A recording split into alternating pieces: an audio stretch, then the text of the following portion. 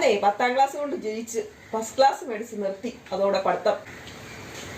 പിന്നെ അവൻ പഠിക്കാനും പോയിട്ടില്ല. പഠിക്കാൻ പോയിട്ടില്ലെന്നേ, 10ാം ക്ലാസ് കൊണ്ട് നിർത്തി.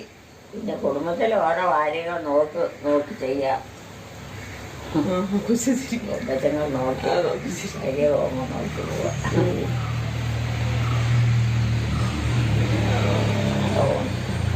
അമ്മയ്ക്ക് ജോലിക്കാർ മക്കൾ നോക്കണ്ടെന്ന് അമ്മ പറയണം. അവർക്കൊക്കെ ജോലിക്ക് പോകണമെന്നല്ലേ എന്തമ്മേ? ആ ജോലിക്കാർ മക്കളൊന്നും അമ്മേനെ നോക്കണ്ടെന്ന് അമ്മ പറയുന്നത്. അത് ശരിയല്ല കേട്ടോ.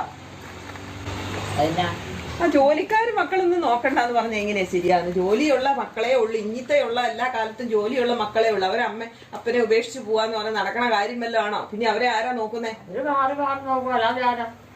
അവരവരോ നോക്കണ്ടെന്നുകൊണ്ട് അവർ നോക്കാതിരിക്കുകയില്ല. നോക്കണ്ടെന്ന് ആരാ പറഞ്ഞു? നോക്കണ്ടെന്ന് പറയുന്നില്ല, അവര് നോക്കുന്നില്ലല്ലോ. അടിച്ചു പൊളിച്ച് ജലമാക്കരുതെന്ന് മാത്രമേ